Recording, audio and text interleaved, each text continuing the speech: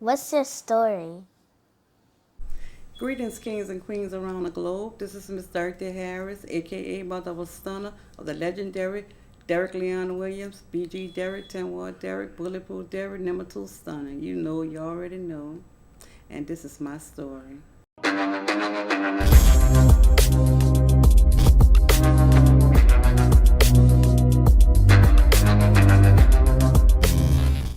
Perfect. So, tell her where are you from? I am from New Orleans, Louisiana, 10th Ward, Charity Hospital, baby. Charity Hospital. Yeah. Charity Hospital. Okay, so far as yourself growing up, how it was for you?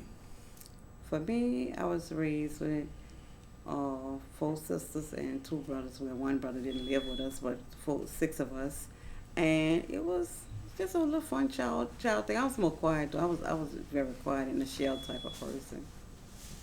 So you have like a few siblings. The world Yes, actually knows right, like a few of them. right. So I'm like, do you want to speak up on that? I mean, I have siblings that the world knows legendary, and that's the Cash Money Record family, and we all have the same father. The siblings I just spoke of was by the same mother, but we all have the same father. So yes, it's a bunch of us. I always want to ask you, and like one of his kids, like this man is a legend because he have a lot of kids. Right, So right. how many kids did he have? Like in like total? I was told about 22. Well, I think the last obituary I had when my dad died, I had about 22 of us in Okay. So, like, how old were you when you first met your brother, like Brian and Ronald? it. I was basically grown with my son. I knew of them when we were kids ourselves, but we knew of them, but we didn't know each other at that point in time. But we knew of, my mom would go to the bar and stuff like this, sit by my dad. So I knew of those children, but we personally didn't know each other as siblings. Gotcha. So and when you become one full, like adult, I'm like, how old were you? I'm like when you had your first son. When I had Derrick, I was in my 20s, 21, I think. 21, I believe. Okay. Also, how many kids did you like have? In I total? have I have three, two deceased and one alive. Okay. So, like I want you to bring me in, and like for as like the years of the time spans when you had them. Okay. Derrick was my firstborn son. I had him December 15, 1980. My next baby died at birth, so I never brought him home. I had him at 6 months, and that was like 80, and Derrick 80. I think like 80, 85 or something like that.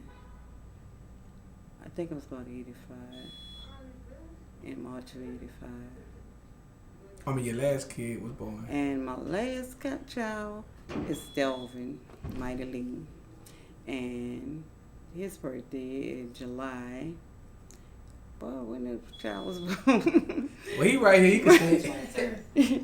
No, I'm trying to think of the years. He got me through for the years. Which is 89? 95. I'm through for the He a years. baby, huh? Yeah. Okay, so like when you had your first child, actually, what were you staying at? When I had my first child, I was living in Alexandria. Okay, Yeah. and so he was born out there. He was born in Alexandria. Okay, I mean, he just was born there, basically, or moved back to New Orleans within like 7 or 8 months, or maybe even less than that of his birth time. So, basically, born in New Orleans. He was still a baby when he came back. No, He was like 4 years old. yeah, he wasn't months. He was Came down a here few years old, but he basically was raised in New Orleans. Don't know much of nothing about Alexandria.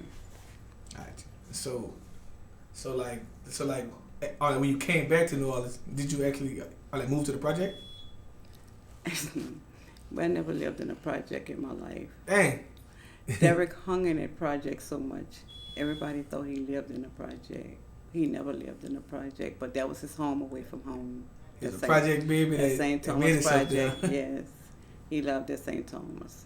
So, like, where did you actually stay at? We stayed uptown in the 10 water around Annunciation in Melford, Maine. So it was already close to him. He probably went to school with them. Right, yeah. Gotcha.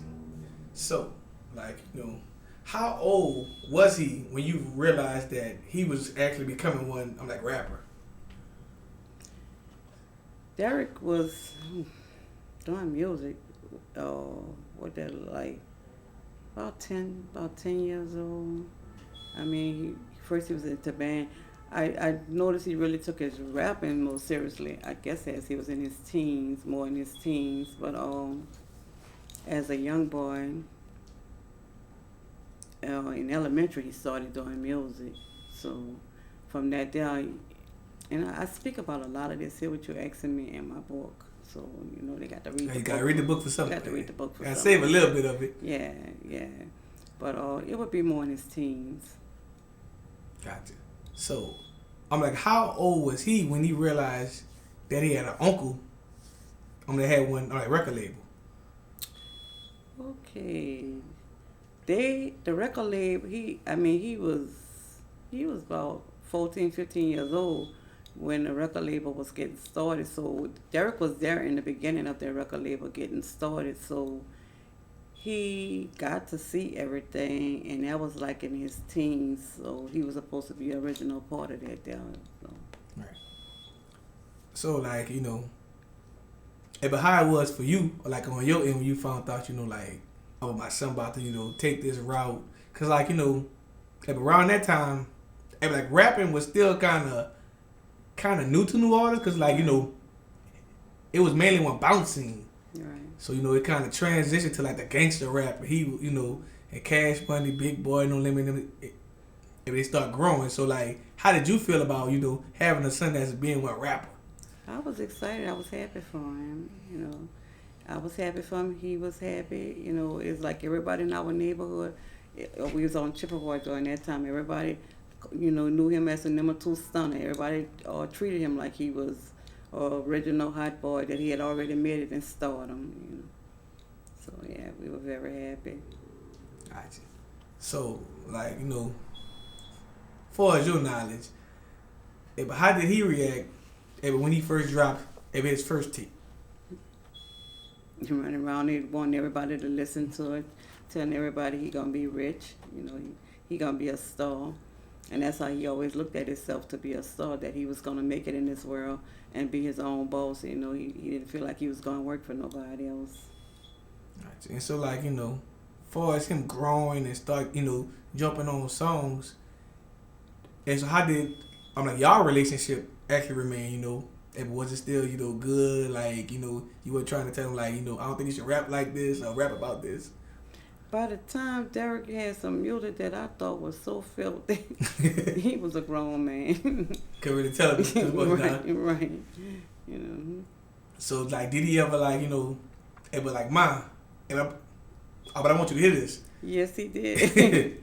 Yes, he told me, wanted me to listen to his music, and he gave me his music, told me, give him a minute, I ain't gonna have to work no more, we gonna be all right after a while. And I listened to the music was good.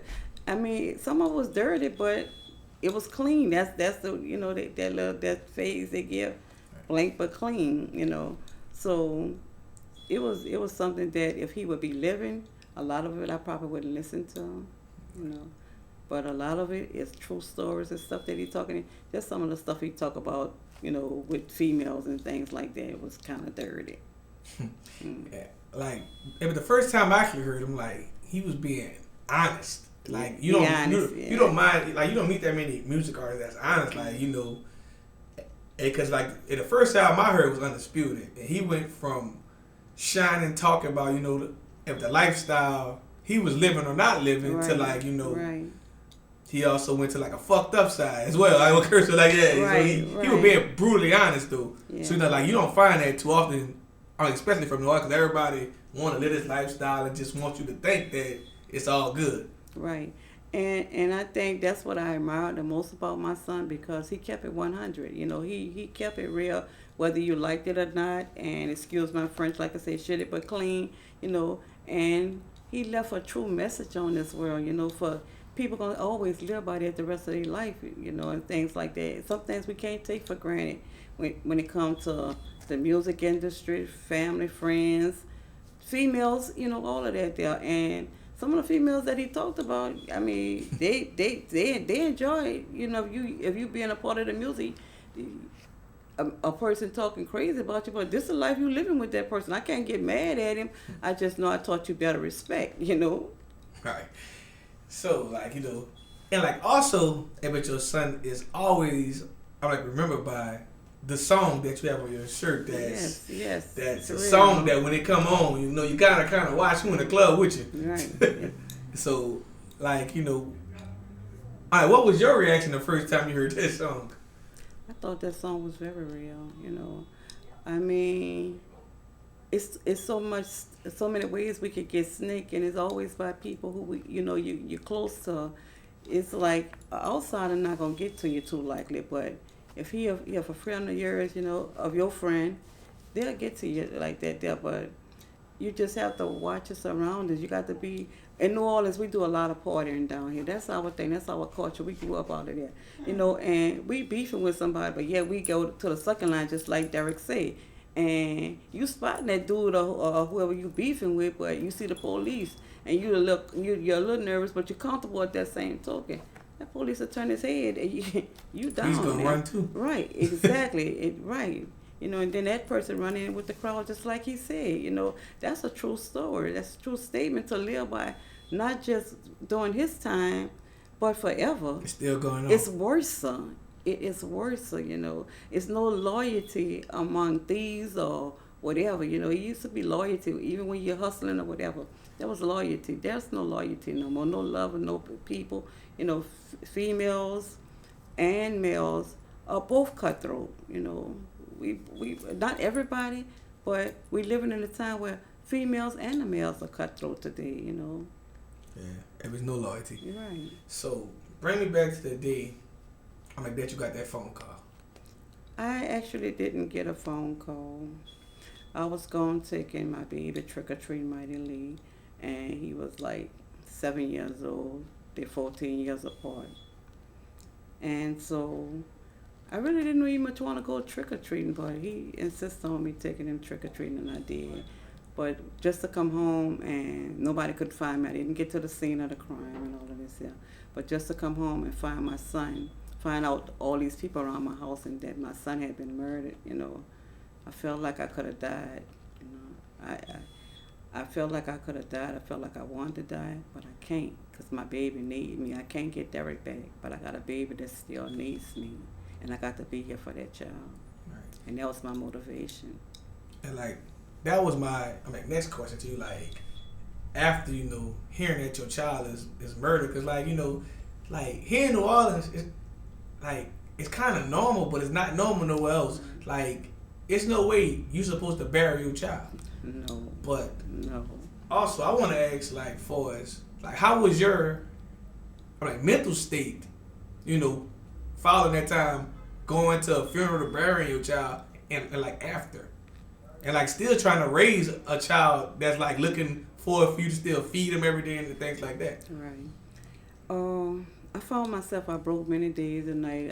If I go to the store or whatever, wherever I be, I could find myself just thinking about Derrick and tears rolling down my eyes, I cried many days and night, and I only had my 7-year-old son there to pray for me. And Mighty Lee, Delvin, he was deep in the church during the time his brother died. And when he prayed for me, I now realize it was only God speaking through him because he was my strength, So you felt you basically kind of really needed that as well, because right. Yeah, but if Derrick was the only child, right. if we have a lot of mamas that's losing their child and that be their only child, right? And you don't really know who to look for that comfort, because this is something that's not spoken of. After the funeral, people don't really check on you like that no more. No, I had a few that did though, and I commend them highly, and I'm still close friends with them to this day. But I had a few Derrick friends, guys that checked on me.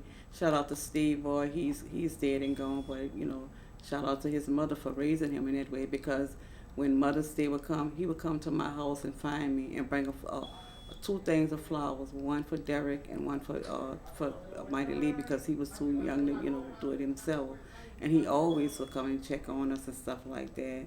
Dookie, he did. That's like a son of mine's, a brother of Derrick, and he recently died. So it was like they were all there. They was always there for me. Terry, Brandon, a few of his friends. Shawan, I don't want to say her name because I'm gonna leave out people. But y'all, you know who you are. Yeah, those people were there for me, and they still are today. I mean, some of them is like. Because of Derrick, I made friends with their parents, and these are 30 to 40-year-old friendships, and we are like family today, So I'm grateful for that there. But no, a lot of time people say they're there for you, and after that person closes their eye, you're on your own. And not just the friends, your family too, People leave you on your own, and they think that you're okay. You're never okay, I don't walk around crying every day. I get my moments. I don't know how I'm going to be and all of this. And people look at you dirty, you're strong. But they don't know what's happening in the inside of me, Sometimes I have to call my son up and tell him I'm having a bad day, But I would wish that on nobody because no mother should have to bury their child. I buried my son at the age of 21 when he was just legally considered a man, So even though he been walking in the shoes of a man, but you legally consider an adult. And it's painful. It's painful. You don't get over it. You live with it the rest of your life.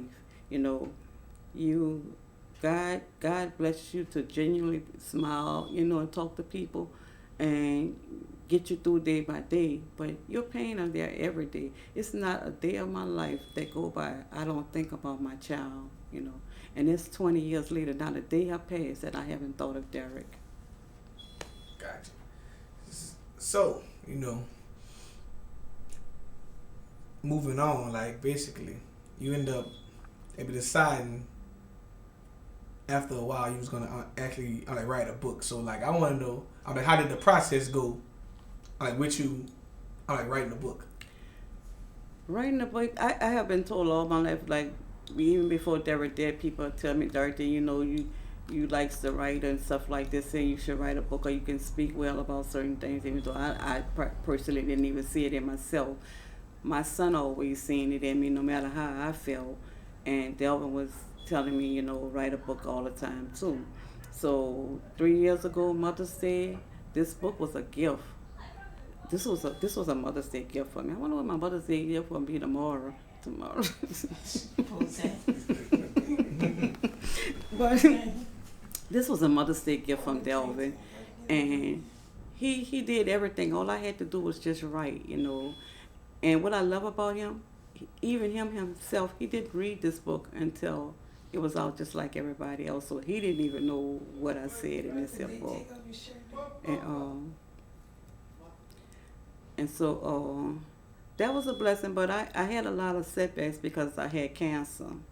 So I'm 3 years, stage 3 cancer, breast cancer free, praise God, all blessings unto God.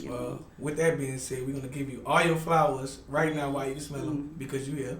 Right, thank you. So, let's kind of go a little bit into that process, like being strong as well, having cancer, do you think by you still having your son, still your angel right here on side you right now, even through that process of cancer, do you look like, that was like a, like a lesson learned as well?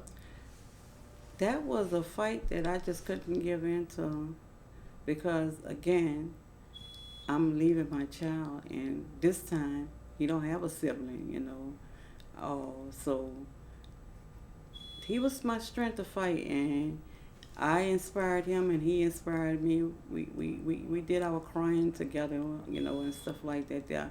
But I will say, I thank God, I made it through cancer and all, and it was very painful. I went through a lot over those 3 years, and I had a lot of surgeries and stuff like this.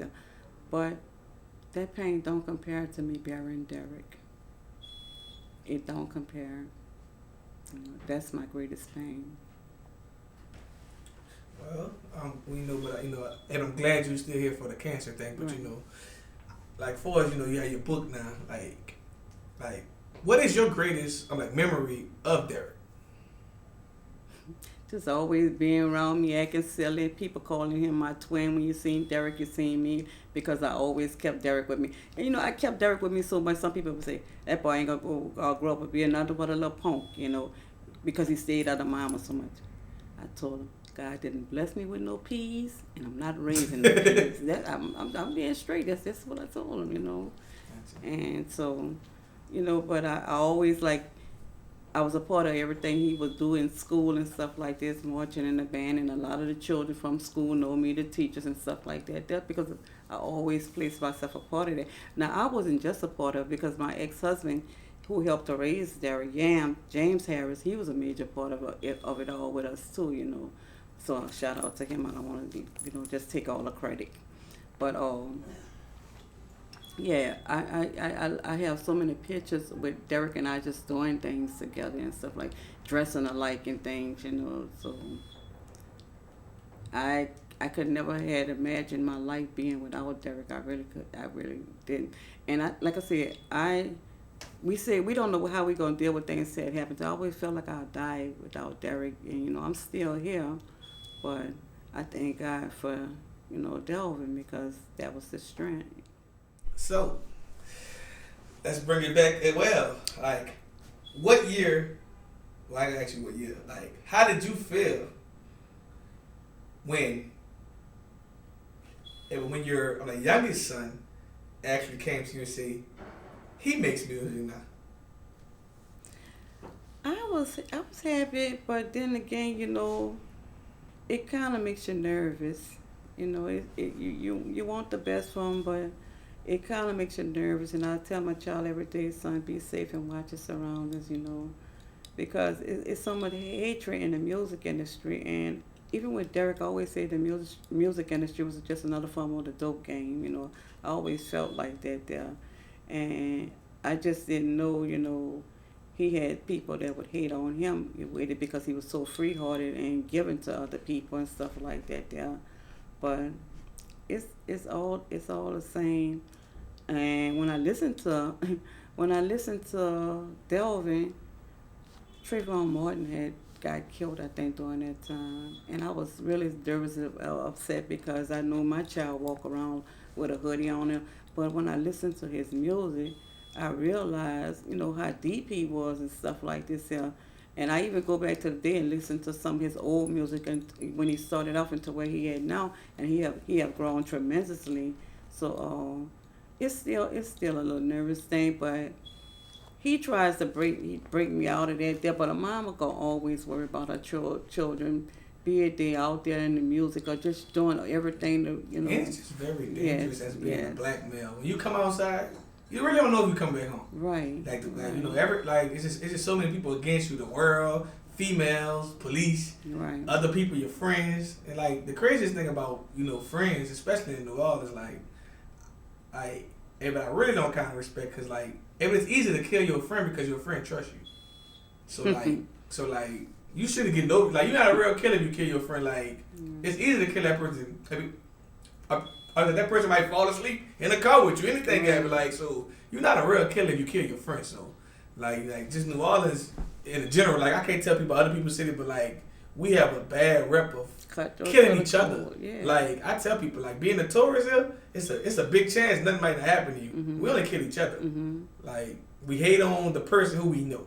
We don't want the person who we know to actually do better than us. Right. You can come up, like you said, but just don't do better than me. You want me to be dependent upon you, and that's bad when we all could eat.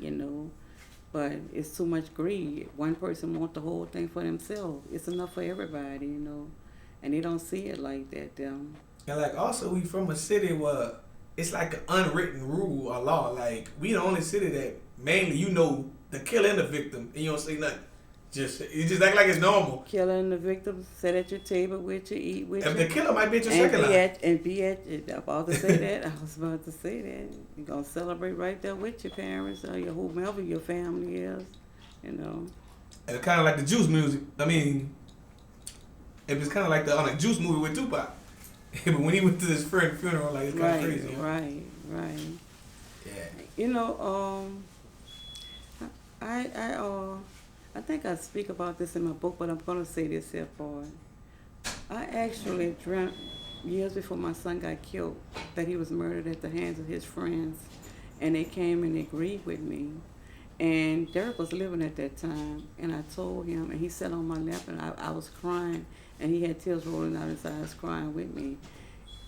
It was just crazy that many years later, that's basically my reality, you know. Like, so you like, yeah, you know, like visions. Yeah. Like, you know, and like a lot of people get visions. Like I actually get visions, but I don't know when it's actually gonna happen. But some things bad happen. I be hoping it don't go transpire and get the vision, but like, you know, and it's crazy because like even if you get that vision, but you still can't really like protect the person because you don't know how it's gonna happen, when it's gonna happen, and like you also can't like shelter the person. Right. So you gotta kind of like tell them how to move. Like, you know, you gotta keep an eye on who you're around. I have had that to happen to me several times. I don't like it when it happens because when it happened, it basically came true. But I remember one time it happened with Delvin, and I dreamt something was going to happen with his car. And if I go tell him this, he gonna think I'm crazy, you know. So I just stood in the gap in prayer. But then he called me later. Guess what happened? My tires blew off my car all the way to the rim. But God covered him, you know. So I be like, Lord, I don't like that. And you know, just in like reality, no one want to hear nothing about to happen to them. Like it's like, what? I don't hear that. Like you know. But sometimes it's kind of good to warn a person so they can know how to kind of move too. Right. But you know, that's a different topic for them. Warning comes before destruction, even with that topic, because even when you see something in your children or in their friends and all that, you know, you tell them, you can tell them, whomever the company be. You don't just have to be friends, business, or whatever. You can tell them, but it's their decision what they do with it in the end, you know, and stuff like that. But warning will always come before that destruction, and you're gonna go back and something happen. I remember that there, you know. It's like deja vu, you know. So I just think we just got to stay more alert, keep God first in whatever we do, and if something bad should come, that, you know, He protect us, and even if I'm not here in this life, I'm in paradise, you know. That's our goal, because our soul gonna live on, you know, when we leave this world. So. Yeah. So, tell us, actually, what's next for you? What's next for me? Volume 2 is next. You know, I gave just so much of this here in Volume 1, basically showing people who Derrick was, how he was raised from the womb to the tomb. I'm basically giving you step-by-step pieces of him. And so then I think in Volume 2, I'm going to get a little deeper with it than I did in Volume 1.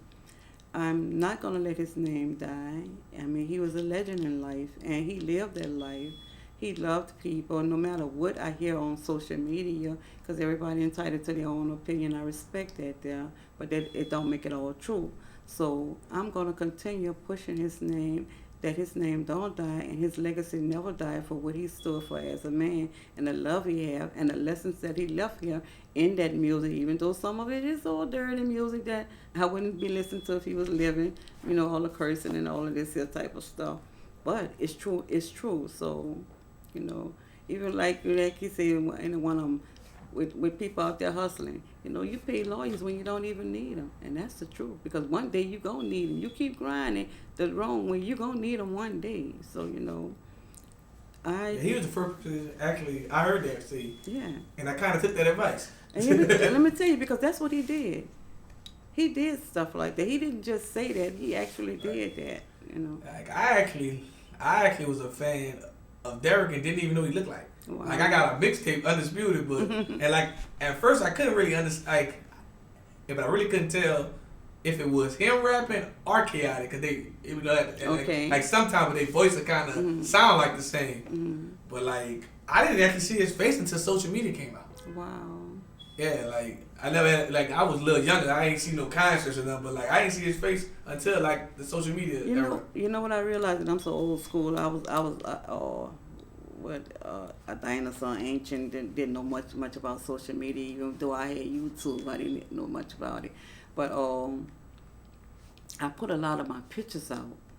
And then people started taking them and all of this, yeah. And I'm telling, my son about the pictures and stuff. So when he go through my stuff, Mama, you got your pictures here, and I'm not really understanding all of this here, So more of his pictures got out. Than, I put some in my book, but some of them got out just by people going on my social media pages and taking them and stuff like this here. But I try to relate the pictures that I put in, I try to relate it to the story that I'm talking about in that sequence in order. So, people could get a better feel of what I'm saying and stuff like this here. And like I said, I'm basically telling people what a lot of people in the world don't know about Derrick, him being real and how he came up and stuff like this here. From that baby child, coming from Alexandria to New Orleans, from being in elementary school to middle school to high school to becoming a man and ending up, getting his life taken away, And I don't make it, I don't want a pity party book, so I don't make a pity party book, but I do tell my story. I don't have a pity party book. I put laughter in my book as well, because I got to tell some of the old crazy stuff that he did, because he was a jokester. He loved to be a jokester and stuff like this here, And so I just give you a little bit of all his life, and yes, if you mess with him, he'll fight and all of this here, So I just try to put it where everybody would get a better understanding of him, and not just what you hear out here in this world, and not even so much of what I hear out in this world, because my book was in my heart before even I knew much about social media. Like I said, I was lost to social media, but my book was always in my heart because this is my child, and my son Delvin knew that book was there, and he pulled it open because he didn't give me a choice by paying for everything in advance. I couldn't waste the money and stuff like this, yeah. But that book was always there, and I want to share that book with the world. I want that legacy to live through that book. When I close my eyes, the day of tomorrow, but I'm looking for my 82 years and over like my mama did. God, please show me favor, mercy, and grace. But I'm looking for that time. But I have a granddaughter, and my granddaughter gonna pick that book up, and this is my grandmother. She gonna tell her friends, Mighty Lee Delvin, he gonna continue to push this book. This is my mom and stuff like this. Any other family, member may do it as well. But I know for sure my granddaughter gonna be proud to say, my grandmother wrote this here book, And she's a baby, never knowing her uncle, but only what she hear of her uncle. So I plan on continuing that legacy to keep it alive, And you can find my book, Mother Was Stunner, by Dorothy Harris, first-time writer, straight from the heart to the world, on Amazon. It's on Kindle, Amazon, and what is Vintage Print? Mm-hmm. At Vintage Print. Hit Mighty Lee of Delvin. You can get it there too. Check us out. It's real. The story's true. Love you. Gotcha. And also, last but not least, tell the world, actually, what can they find you at on social media and just everywhere? Okay. Facebook, Dorothy Harris. YouTube, Dorothy Harris, Exhaling the Silence. Exhaling the Silence. It's like I'm tired of being quiet, Instagram, IG, Mother Was Stunner. And I don't know what the TikTok is. Somebody else made the TikTok. So it got those crazy numbers and stuff, but it's under Dorothy Harris too. But yeah, IG, Mother Was Stunner. Facebook, Dorothy Harris. Or YouTube, Exhaling the Silence.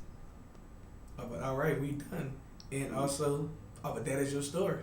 That's my story, and I'm sticking to it, 10 toes down.